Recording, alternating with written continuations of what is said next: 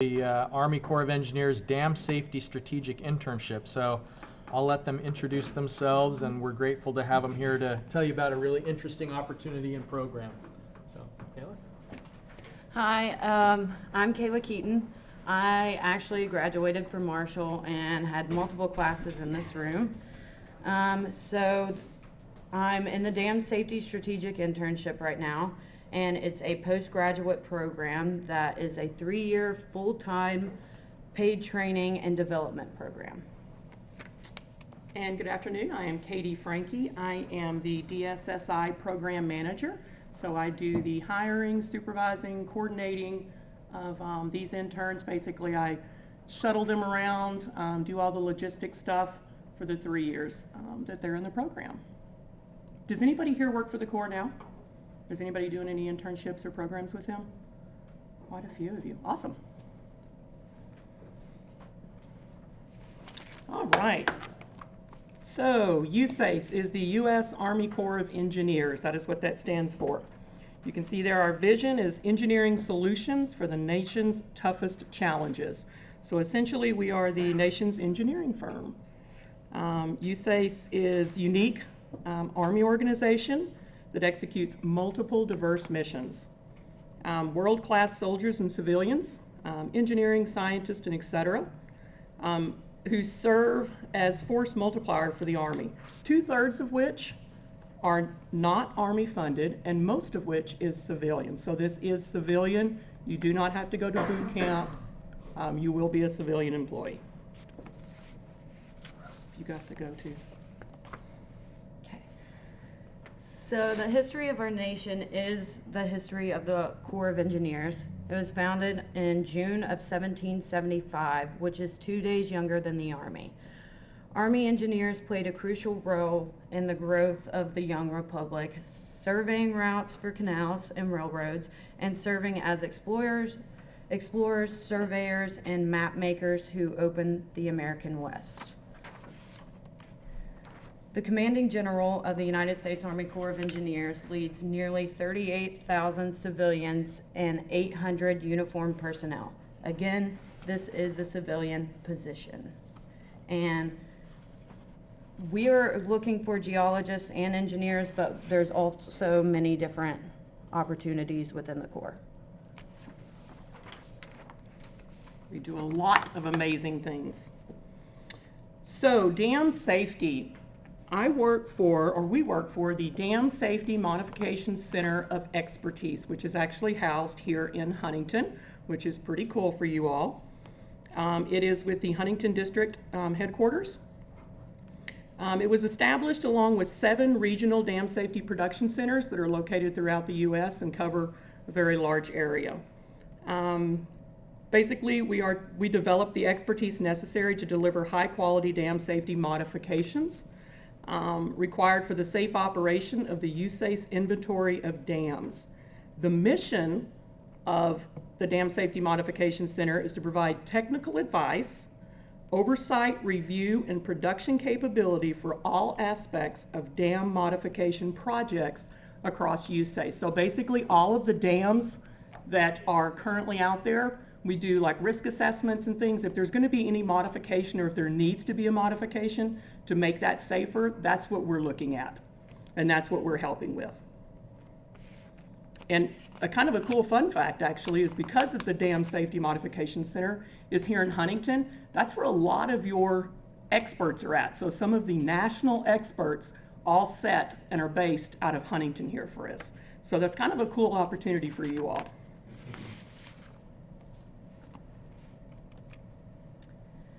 So this is where the Dam Safety Production Center locations are, and highlighted here at the bottom of the page is the Bluestone Dam located in Hinton, West Virginia, and then at the top of the page is the Isabella Dam in California. And all the bold locations are where we have had in the past and currently some DSSIs. So we are now starting projects with the Panama Canal, and we have several foreign missions, and if selected for this position, you will have an opportunity to work in any of a number of these locations. So the locations here, the DSPC locations, that's the 7 that I listed. We have the main center of expertise here, and these 7 are the ones that are kind of strategically placed around.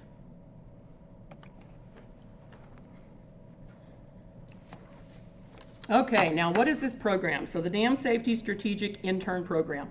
We use the word intern on it, and it was already established whenever I came into the position, so everybody got used to the acronym DSSI, so we're not going to change it, but it's actually a full-time paid permanent position. We refer to it as intern because it is a 3-year training program that's very unique to what we do. We have things like Army Fellows and stuff. Some of you that are working for the Corps now may be on some of those types of programs. And we kind of work in conjunction with some of those. For 3 years, basically, you are going to be doing a variety of rotations. So it's a travel position. So for 3 years, you travel. We're going to send you TDY. We pay for your travel. We cover all of that stuff.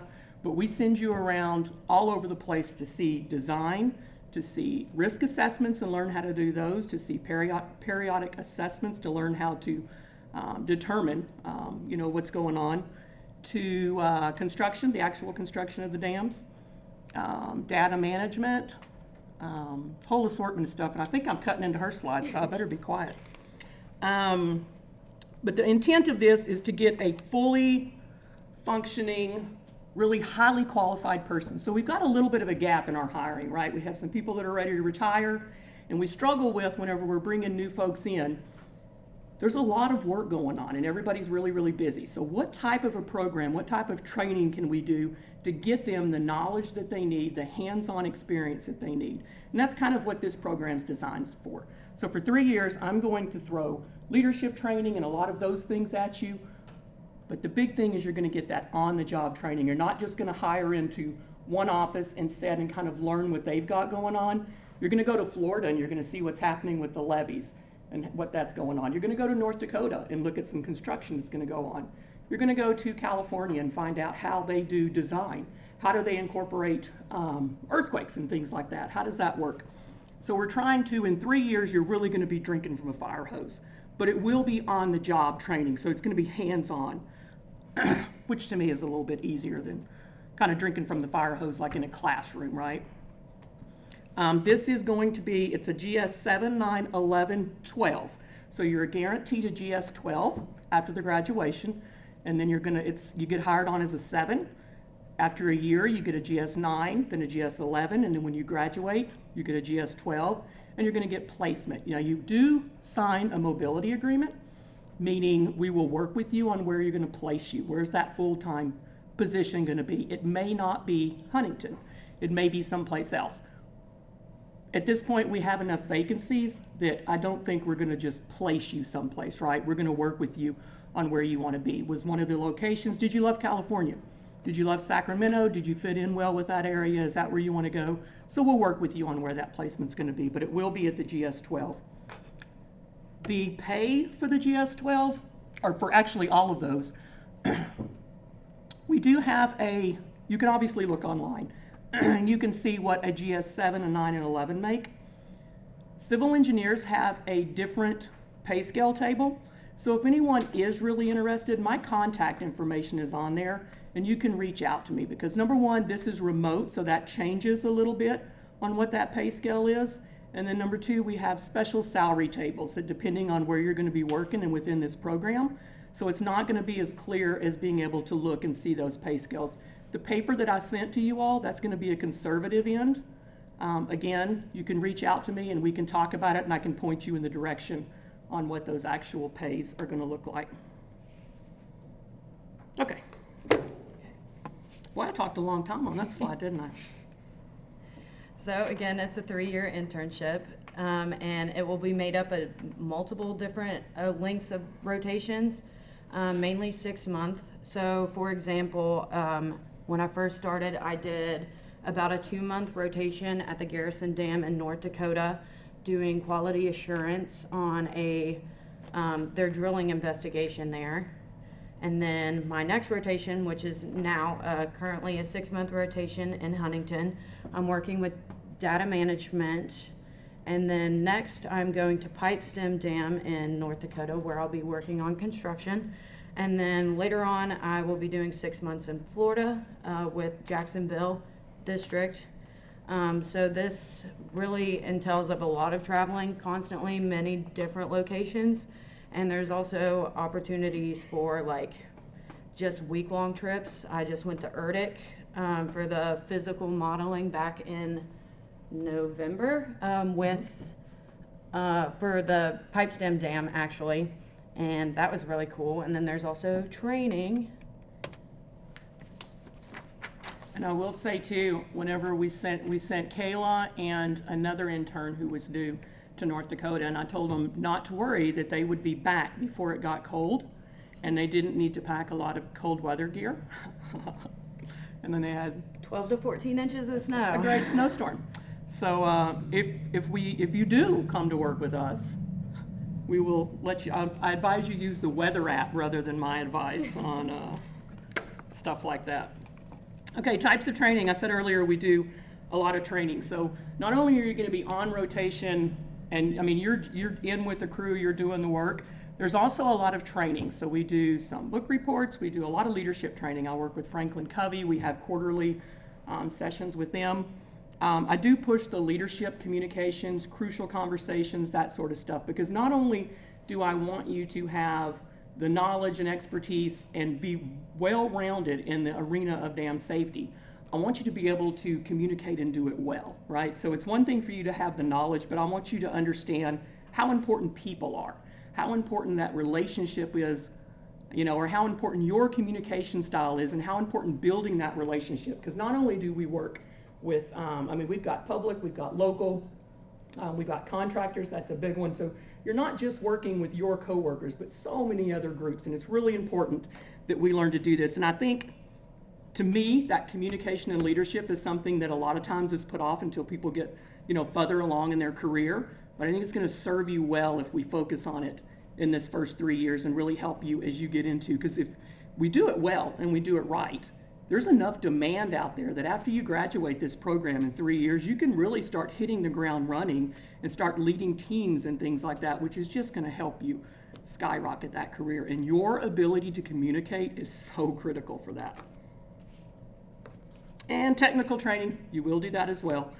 Dam safety, levee safety, risk management. These are normally like 1 week courses, sometimes 3 days to 1 week. Probably 2 or 3 times a year. We work with you to pick out the classes. We have this beautiful catalog.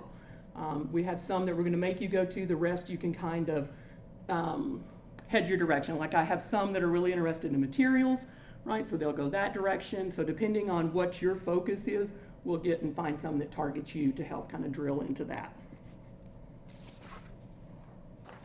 So this was on one of the handouts I gave you. This is just where we are right now. Everyone is basically actually in these locations except for Claire. She's working remote out of Atlanta. And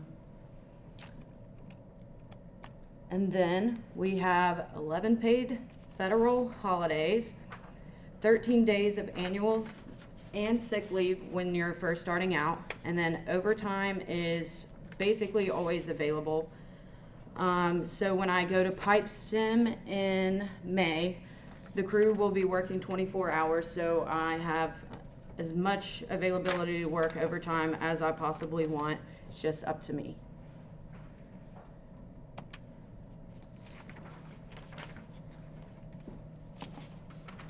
Long-term benefits.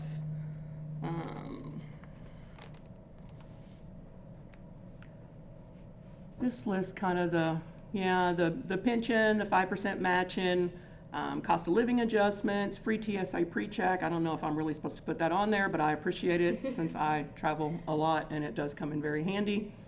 For me, the work-life balance that I have and that we do is probably the biggest selling point, honestly. You know, like she just said, we go there construction and stuff, and there's, you know, unlimited overtime.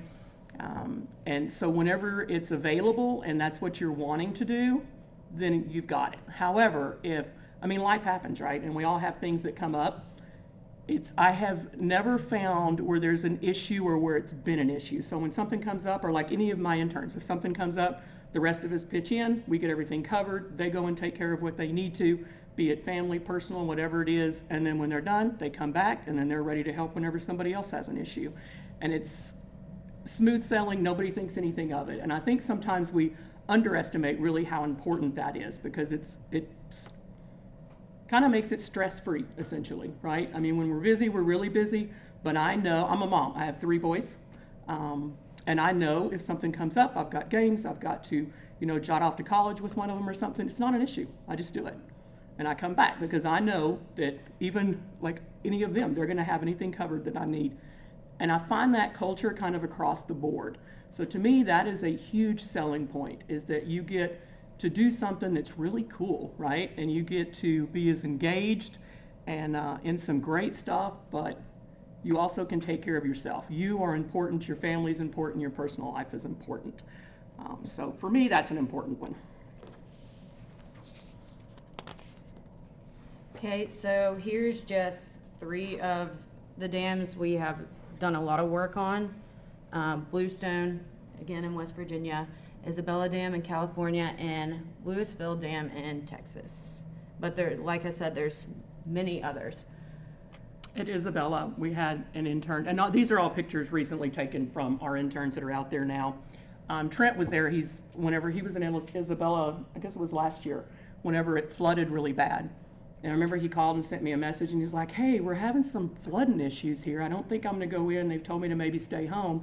And it was probably an hour and a half later, and he's like, he actually called me, and he said, so there's water on the road in front and like all around me. And I'm like, so then I was like, okay, this is really serious. I'm trying to get on the news, and I'm like, how do we get somebody home before they, you know, float away? But it's interesting. They get to see and be involved in some pretty interesting stuff. He was fine. The water subsided. He just had to stay in there for a couple days, and then he was back to work. Okay, so here's more of the fun stuff we've gotten to do. There's traveling for presentations, there's piezometer readings, and then lots of these photos are from Claire. She went to Alaska and she got to go to the permafrost tunnel. She saw a glacier. Super cool place. Then she went to Sequoia National Park in California. And then the 3 in North and South Dakota are from me and Garrett. We traveled. We weren't even super close to the Badlands, but we made the drive and it was so worth it. Mount Rushmore, I will say, it was underwhelming, but do go if you have the opportunity. And as a side note on all of the travel, so for 3 years you do a lot of traveling, you accumulate your points, right? So your hotel points, your mileage points, and 3 years worth of points. These guys, especially the ones that have been around for a couple years, can tell you some great vacations that they get to go on. Their flights free, their hotels free. So that is kind of a cool thing about getting to do this, is you do get to accumulate all those points. And when you are someplace cool, obviously you have weekends, and so a lot of them plan their vacations and stuff according to that. Okay, so now does anyone have any questions? And we'll just flip through just about our the people in the program while we're answering questions. Yeah, we're done now. So how many people are you hoping to hire across like your entire program? So right now we have 8. I want to hire 4 more this year. My goal is to have 12. And then to bring on 4 and graduate 4 every year. That's kind of the long-term plan, but I hope to hire 4 this year. And at one point you mentioned it's a remote position, did I hear that right? Yeah, so I call it remote, which is going to be very unique to the word remote, but originally we hired out of Huntington here because that's where the center is, so everybody was come here. However, I'm hiring not just from here, but say I hired somebody from Tulsa, actually, right? He went to OSU. Well, that's where he lives and his family lives. But if I hire him here and he has a duty station here, by the way that we do travel and everything, I'm supposed to always bring him back to Huntington, but he doesn't have a house here or anything here. And so we basically, wherever we hire you from is where we're saying that's your duty location, because you're really not going to be home because you're traveling. We're going to be sending you from site to site to site. You may be home, we'll call it home, for a few weeks. In between rotations or something, but again, I don't want anybody to have to come someplace they don't live. So essentially your home will be your duty location. But again, that doesn't mean you get to work from home all the time.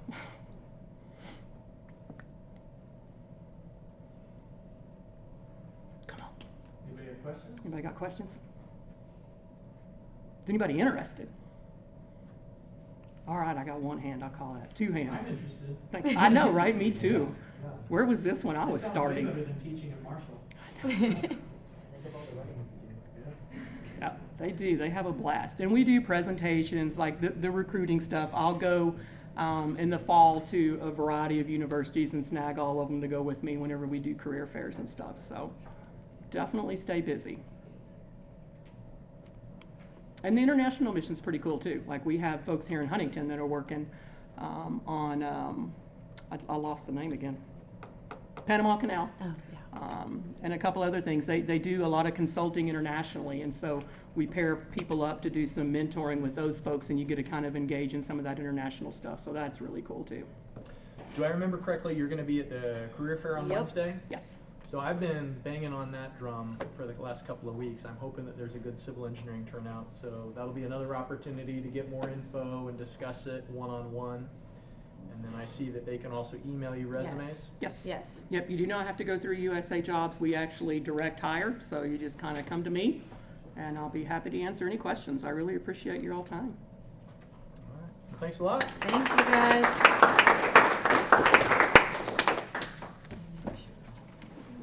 That really does sound kind of perfect. Oh, I know. I would love to travel all over the place. It's Yeah. such a great opportunity. I tell them all the time, I'm like, you have no idea Yeah. how lucky you are. Yeah, Not only spoiled. you're working with like experts all over the place. Getting trained and Your mentors are people that have been working 20 years can't get, right? Yeah. And then you get to see the different cultures and leadership styles. I'm like, you get so much insight. That's super. It makes me excited for what you're going through. Oh, yeah. So you finished 1 year and you've got 2 to go? No, Oh, she's I only- actually started in August. Oh, okay. Yeah. All right. Yeah. So you're in your first year. Yes. Long time to be on. Going back. Well, thanks again. Thank you so Nice much. to meet you. Thank I'll you see so you guys much. on Wednesday. I'll be over there. Okay, great. Yeah. Thank you all.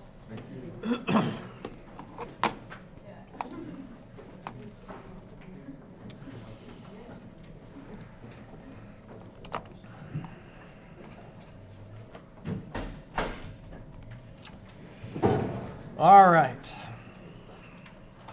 That really does sound like an awesome opportunity, you know? I wouldn't lie. That sounds perfect for me. I get bored in any one location. I would love the idea of just jumping around the country, and I guess it could be a little bit lonely, but you know, some people are good at making friends wherever they go. Other people are antisocial to begin with, and so they don't mind being in some faraway city. Yeah, I'd love to do that. All right, so homework 8 is on Blackboard, and you need to submit that on Wednesday. And so in the remaining 25 minutes, I'm going to go through some of the things that you need to be able to do in order to submit that assignment, one of which being pasting screenshots into a Word document. And I'm sure that some of you have already done that before and have that skill, but others it may be something you haven't done. It's just one of the ways that you're going to show me that you've been through a certain process when we're working on WMS is to take screenshots at intermediate stages and just show me, you know, what the watershed model looks like before you delineate, after you delineate, zoomed in on certain parts. So we'll go over all that today. We're going to revisit the process of delineating a watershed, and then I also want to show you how you can adjust the flow accumulation area. And so we'll go through each of these steps, and we're going to do it at a location in Ona. This is a watershed that I know pretty well. It's at a Boy Scout camp that's out there, so I go hiking and running through that watershed a lot. So we'll just analyze that. And so if you've got WMS, remember the way to get started with modeling is with this hydrologic modeling wizard. So we're going to do that same thing. Click on the hydrologic modeling wizard and initiate a new file for today's presentation. So this is 3/4/24.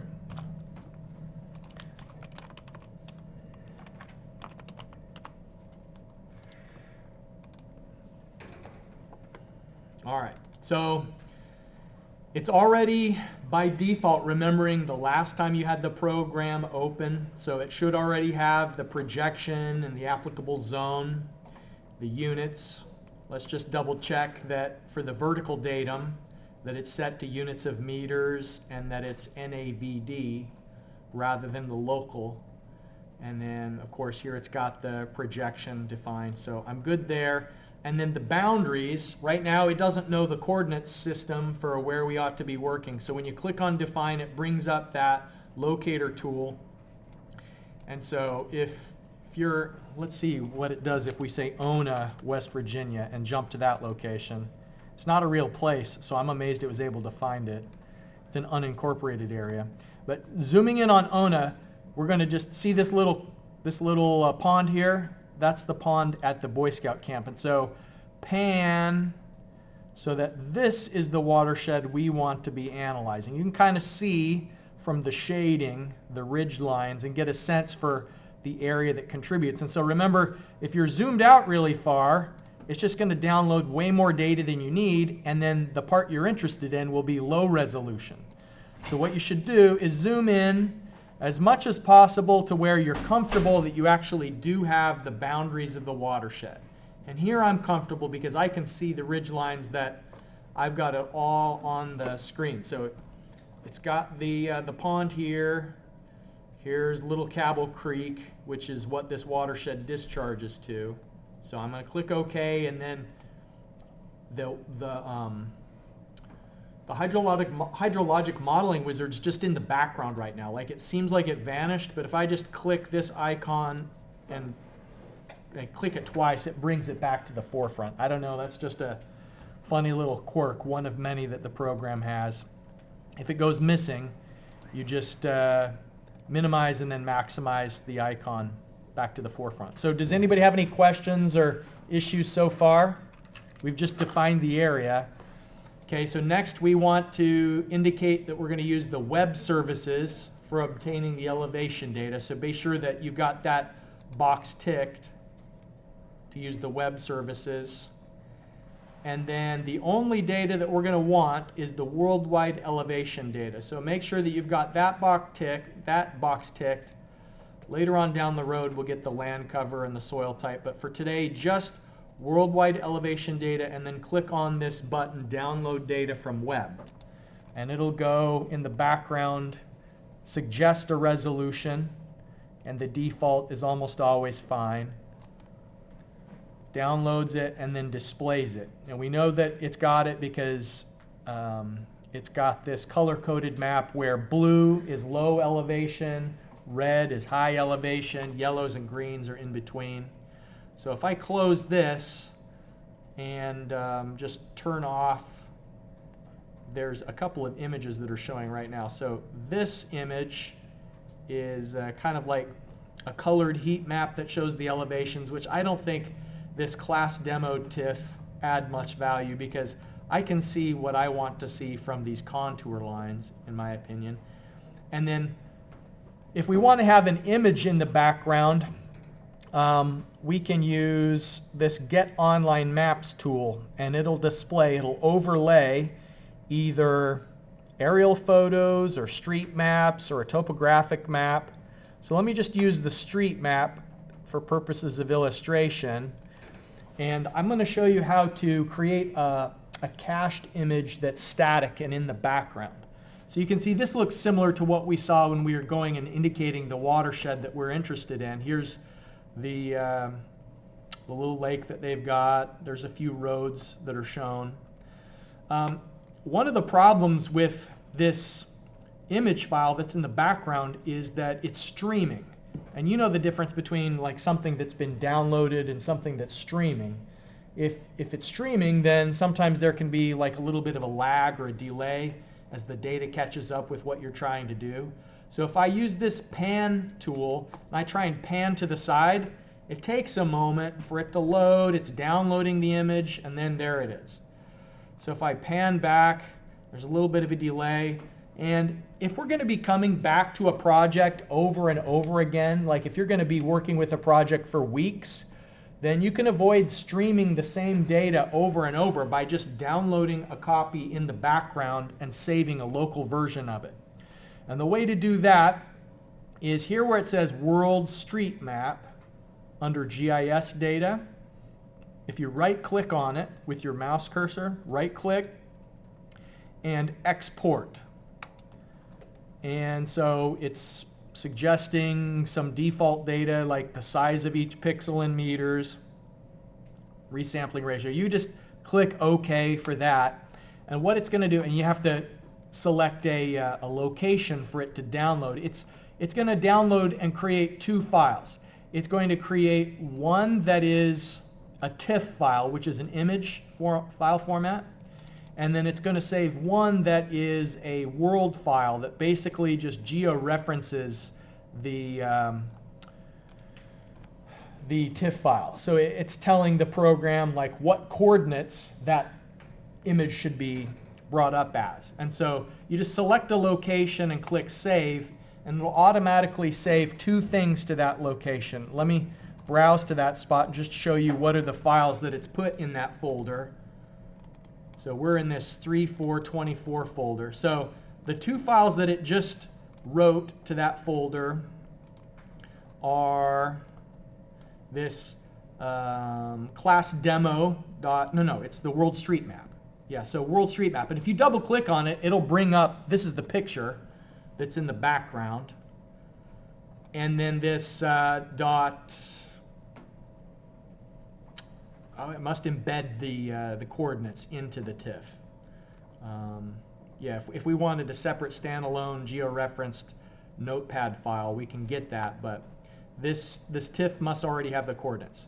So now you can turn off the World Street Map. So there's a new file that's been added over here on the left, the one that says exported, and then the original street map. So if I turn off the World Street Map, now I've just got that exported map in the background, and I can pan side to side, and it doesn't take extra time to load. So it's just kind of a static image in the background. So that's one of the things you need to illustrate when you are putting together a file for the homework assignment due on Wednesday. You know, basically you're just going to, in that, put your name. I think it's homework 8, WMS number 1. And then there's a series of screenshots I ask you to take. And so to do a screenshot, you just press on your keyboard. There's one that says print screen. You push that button, and then into the Word document you can paste. And then there's the screenshot that you just took. You don't have, you can crop it if you want to, but it's not necessary. So this is just showing, and then like a little written description would be nice. The screenshot above shows the static street map image loaded behind the elevation contours. All right, so the place where we were at when it comes to the modeling workflow is we'd already downloaded the data, we told it to get the elevation data, we haven't yet computed topaz. Topaz, remember, is that algorithm where it's looking at the elevation of every adjacent cell, and it's assigning a flow direction based on, for every pixel in this series of elevation dots, it's looking at what's the lowest one next to it. So then it knows what direction water will flow. And from that, it can predict where the streams are going to be, because it finds the lowest elevation in the entire map, and then it starts connecting the dots of the next lowest elevation and the next lowest elevation after that. So click on Compute Topaz, and here you can choose whether you want it to report the basin area in square miles, or in our case acres, because this watershed we're going to look at has an area of about 100 acres. And so acres is probably the right length. And even though we're working in units of meters for our coordinate system, you can still have it report distances in feet. And that's significant because some of the formulas we use, for example, calculating the lag time formula uses distances in where length is in feet. So you can choose what to display, but just click Compute Topaz and it will quickly run through that process. And then as soon as you close this little report, it'll load the flow accumulation cells into the background. So here, if you have the minimum flow accumulation threshold set to 100 acres and apply it, it's only going to show these blue cells in locations where there's at least 100 acres of upstream area. And if you have it 1 acre and then display, it's showing all of these dendritic networks reaching far into the watershed. And so now it's showing any location that has 1 acre or more in upstream area.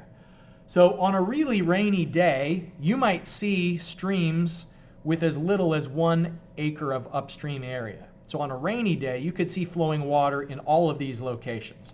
On a relatively dry day, where there's maybe just base flow coming out of the watershed, maybe this is where you'd see flowing water, is 10 or 20 acres of upstream area. But just because you don't see a stream based on what this setting is, it doesn't mean that there's not a stream there. Like, there's definitely always a stream here, even though I don't have my flow accumulation display set yet to where it's visible. So I wanted to mention that that is something that you can adjust. Okay, so the next step, once we've run Topaz, is to create the outlet point. And this is an important process, because if you put it in the wrong place, you've got to start over. It's not real convenient to delete and redelineate a watershed. So this is one where you got to be really sure that you're putting it in the right spot. And for us, what we want to do is have it just a couple of cells upstream of where these two come together. So like if I dropped the the outlet point in this pixel, it might accidentally take this portion as well, where all I'm interested in delineating is this part of the watershed, where you can kind of get a feeling for the ridge lines based on the contours.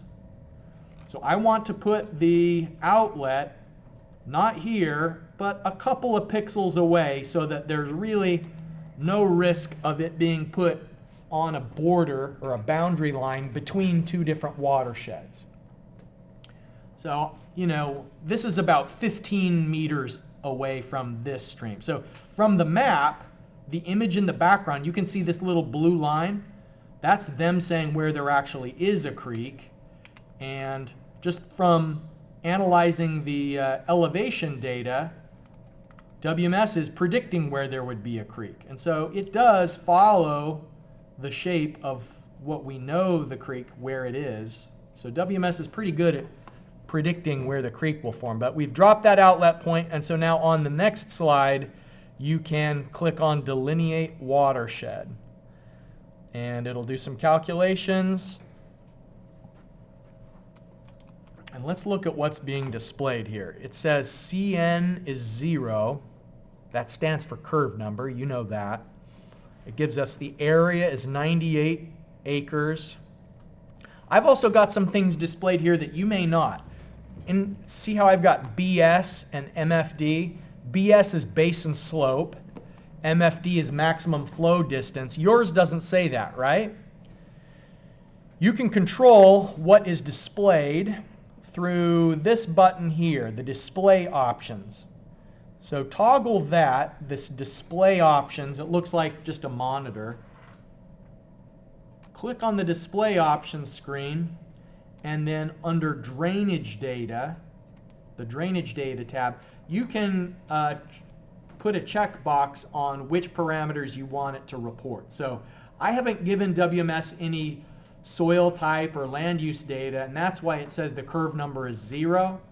I mean, it's not really 0, so I don't want people getting the wrong idea. So I'm going to turn that off. And let's just say I'm also not interested in having the basin slope displayed. But in your case, you should turn on max flow distance, because that's one of the things on the homework I ask you to display, is the delineated watershed boundaries, including the units of area and the maximum flow distance. So turn that on and then click OK. So my maximum flow distance is saying 3548. Does anybody else get roughly similar? It'll probably be off by 1 or 2%. Yeah? Braden, what did you get? 35. Okay, so that's within 1%.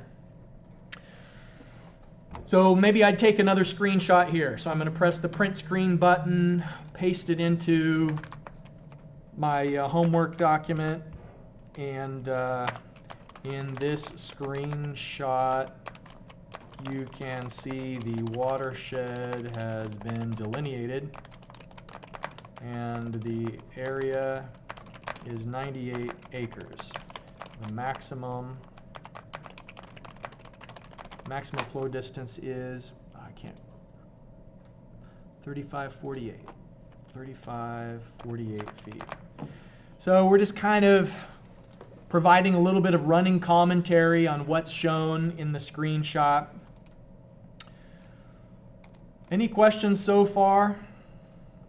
So we've covered delineate the watershed. We've played around with the upstream area that shows how many flow accumulation cells are shown, you know, like how many blue lines, that's the accumulation area. And we can adjust that anytime, by the way. If we go into the display options, that's something that we can change even in the display options. Here under DEM data, we could change it to 5 acres and OK. Now, you know, it's a little bit longer than it was before. DEM data, let's change it to 2 acres. All right.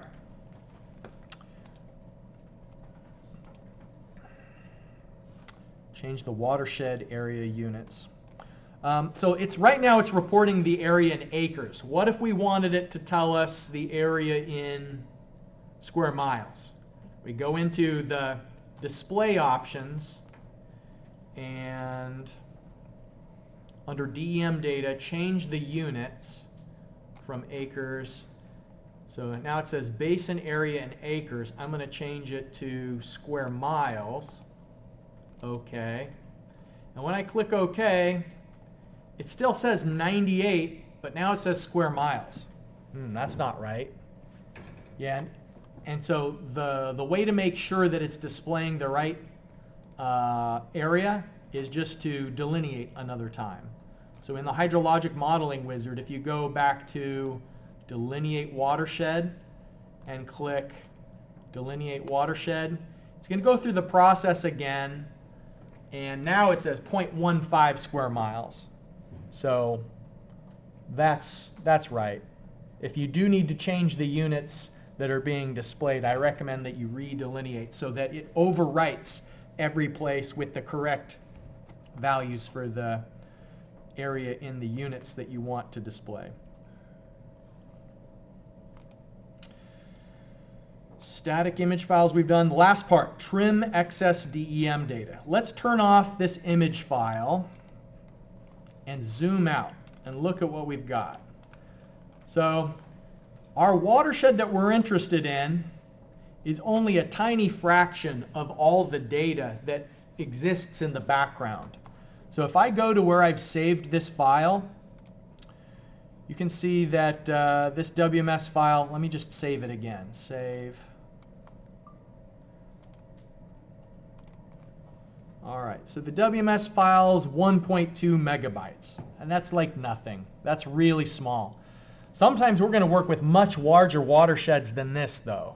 I mean, in a watershed this small, probably we wouldn't bother trimming the DEM data, but I want you to know the skill anyway, because sometimes we're going to work with watersheds that are thousands of acres, you know, hundreds of square miles, and you are going to be like right on the verge of crashing your computer or writing files that are too big.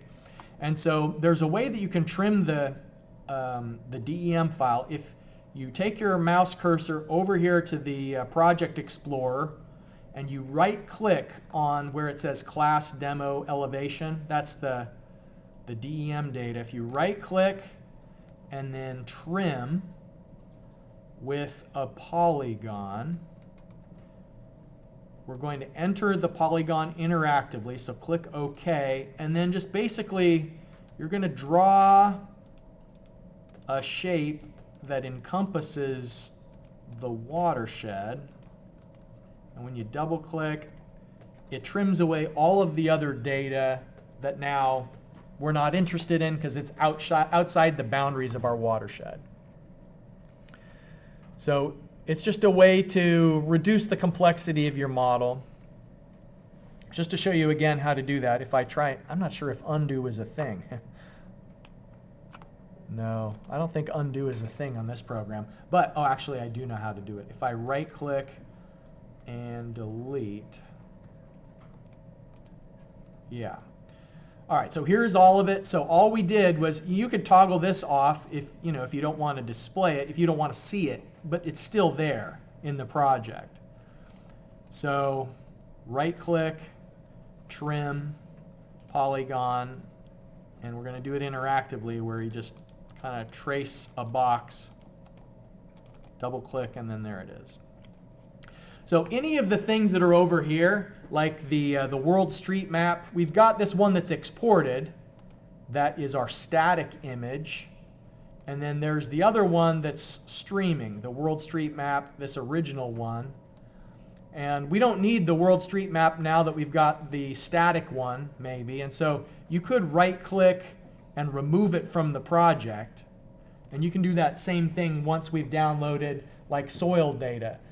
Pretty frequently it'll go and get many different counties of soil data. If you're in Cabell County and your project is anywhere near the boundary of the county, it might go and get the next county over soil data as well. So sometimes you have to throw away the data that you don't need because the project files can get much too large if you just leave everything there. So you just, to remove the things that you don't need, you will just right-click and then remove, and then that will get rid of it. That is all the time we have for today, and I think that's all you basically will need to know in order to solve this first assignment. If we just take a quick look at it together before you go, I give you the option of either picking one of a handful of watersheds that I did some research on a number of years ago, or pick any watershed that you're interested in. So I give you the latitude and longitude, and in fact I'm telling you about how big they are so that you know if you're in the right ballpark when you delineate those. And so this is the latitude and longitude of the outlet, and then there's also some pictures of where you can find the outlet to the watershed. So by outlet, what I just mean is it's a certain point along the main stream that we're interested in. It's a location maybe where we're going to put a culvert or a bridge, just for whatever reason, it's a location of interest along the stream. And so all of the area upstream of that contributes to the watershed at that point. So you can pick one of those or someplace that you're interested in, and just through a series of screenshots illustrate that you know how to do all of these things. Illustrate that you know how to run Topaz, that you know how to obtain DEM data from the web. Just take a screenshot illustrating each of these bullet points, and then you can upload the Word file, or you can export it to PDF and upload that. Just a way to reinforce using the basics on WMS. So we'll continue and actually start running some hydrologic calculations on Wednesday, now that we've perfected the art of delineating the watershed. So I will see you on Wednesday.